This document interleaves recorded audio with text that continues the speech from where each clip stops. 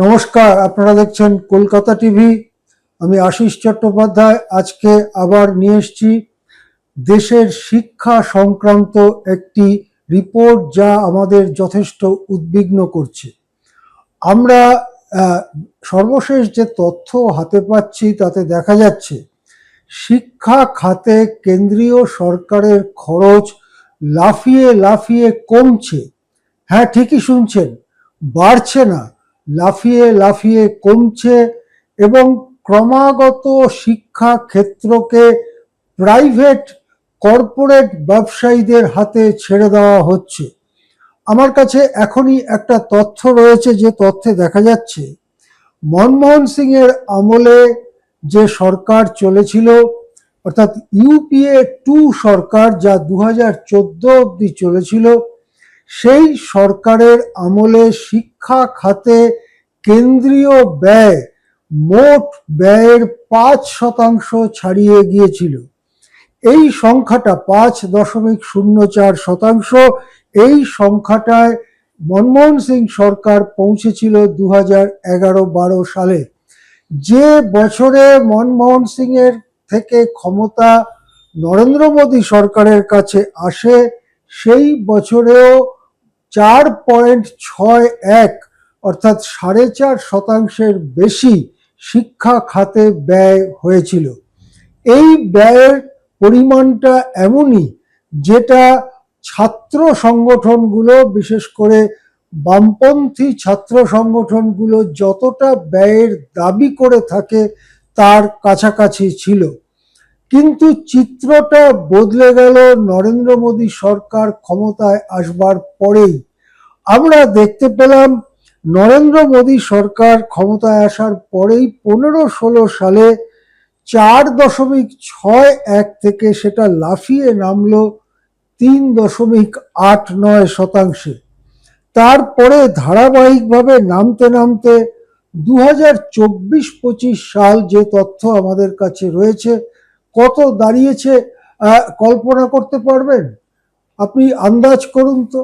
5.04%, যেখানে 11-12-তে ছিল, 24-25-এ সেখানে কেন্দ্রীয় ব্যয় বরাদ্দের মাত্র 2.5%, অর্থাৎ অর্ধেক শিক্ষা খাতে ব্যয় করা হয়েছে।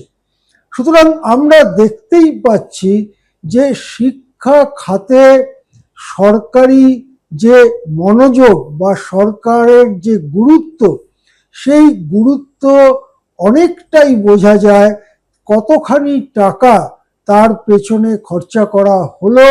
এবং সেই মাপকাঠিতে মনমোহন সিং সরকারের সর্বোচ্চ যে পরিমাণ, তার অর্ধেকে নেমে আসাটা স্পষ্টই বোঝা যাচ্ছে যে কতটা গুরুত্ব নরেন্দ্র মোদী সরকার শিক্ষাকে দিতে চায়।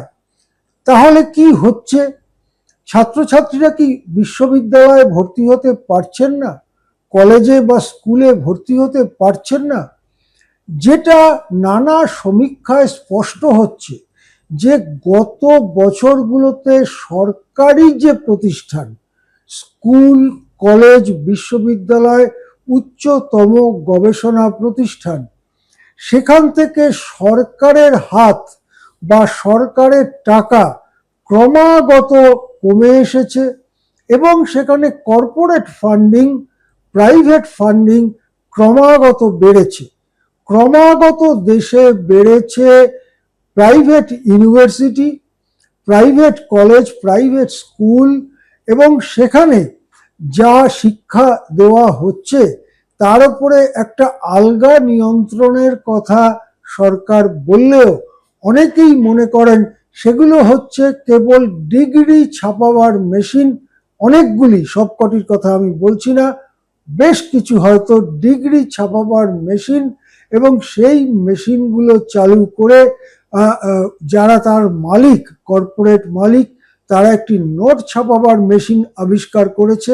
এই ছাত্রছাত্রীরা ভর্তি হচ্ছে, লক্ষ লক্ষ টাকা দিচ্ছে, তারপরে একটা ডিগ্রি নিয়ে বেরিয়ে যাচ্ছে।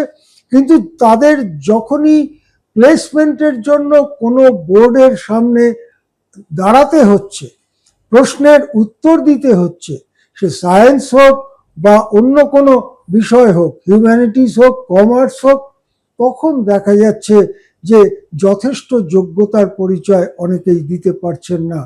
অনেকেই মনে করেন শিক্ষাকে একেবারে কর্পোরেটদের হাতে ছেড়ে দেওয়া, ব্যবসায়ী প্রতিষ্ঠানগুলোর হাতে ছেড়ে দেওয়ার মধ্যে যে একটা বড় বিপদের সম্ভাবনা রয়েছে, সেটাই ধীরে ধীরে আজ 2026 সালে প্রকট হয়ে পড়ছে। এবং প্রশ্ন ফাঁস হচ্ছে তার কেবলমাত্র একটা দিক, আরো এরকম হাজারটা দিক রয়েছে যা নিয়ে, অর্থাৎ দেশের সামগ্রিক শিক্ষা ব্যবস্থা নিয়ে আজকে আলোচনার দরকার। আমরা এই সব বিষয়ে বারবার ফিরে আসব। দেখতে থাকুন কলকাতা টিভি।